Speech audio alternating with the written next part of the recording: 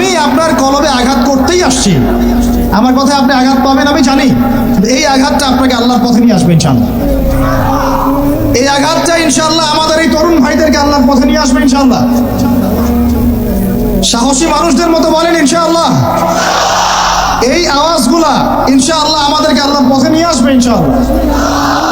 প্রত্যেক ঘরে ঘরে একজন করে হাফেজ তৈরি করেন, প্রত্যেক ঘরে ঘরে একজন দিনদার মেয়েকে বিয়ে করেন, প্রত্যেক ঘরে ঘরে যে বাচ্চাগুলো হবে এই বাচ্চাগুলোকে ইসলামী শিক্ষায় শিক্ষিত করেন, প্রত্যেক ঘরে ঘরে অন্তত একটা করে আলেম তৈরি করেন।